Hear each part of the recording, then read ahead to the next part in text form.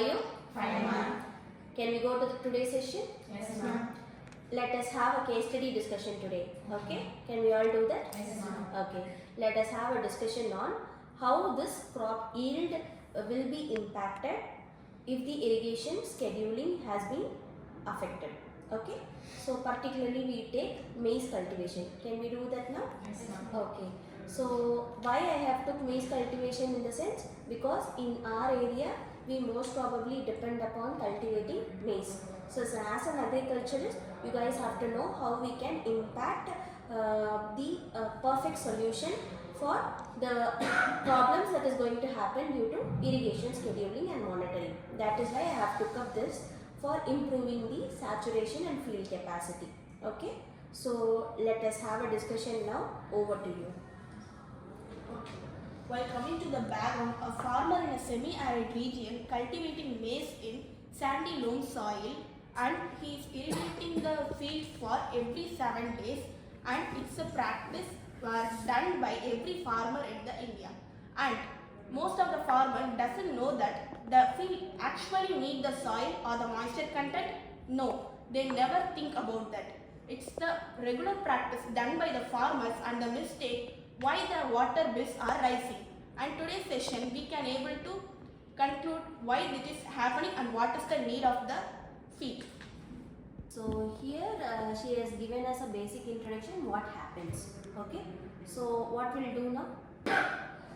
Okay. So what can we state here? So the objective, the main goal of this study was to water maize only when it is needed, and not to waste the water too, and also not to spoil the maize too. So we also wanted to know how much moisture it has and it needed for further growth and all. Then we tried to water it based on the crop's need and all. So the goal was to make watering smarter without not wasting the resources. Okay, very good. So the objective is very stated clearly here, how we can utilize them without wasting. So what are the next stages that we have taken? And the next things is methodology of soil water. Now we assume that the soil texture is sandy loam, and field capacity which is 23%, and permanent wetting point which is PWP 11%, and available water content AWC which is 12%. After that we need to collect the details of crop, which crop we use, which is variety, that is we took as maize, crop name is maize, effective root depth 60 cm, management allowable depth 50%, and monitoring tool tensiometer installed at 20 cm of root zone, 40 cm 2/3 of the root zone. Okay. So here as she has stated, she has already given what happens and how we can identify it with the help of tensiometer.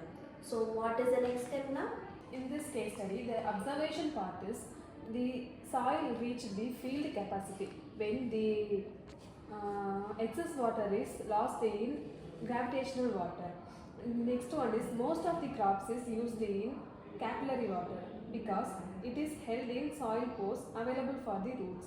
When the soil moisture dropped below the MAC threshold towards the permanent winding point. Okay, after looking for certain solutions. This is what that has happened over at the maize cultivation. So Irrigation triggers. Irrigation pushes the soil to the field. It causes unnecessary water loss. The range between the soil moisture is 5 to 6 days. It has mainly a flat system of the soil. yes, very good. So she has here also identified what are the triggers that will gonna happen under irrigation. So how we can create or give a solution for those kind of triggers so that we can maintain the proper crop yield. So what else is there? What they have done? The result will be by using the irrigation method, it decreased the water level by 28% and the frequency will be reduced from 7 to 12 to 15 days, and the yield will be increased by 18% and the root aerated will be increased and it can be reduced from waterlogging, and we can be prevent from it, and we can make decision making. Shortly we can say it as prevent the yield and increase more yield and save the water. Yes, very good. So that means whenever we are going to concentrate over the irrigation part scheduling, so that we can increase the crop yield and also we can reduce the triggers that is going to happen during irrigation scheduling. Okay, and also for specific cultivation there are certain amount of irrigation required and moisture required.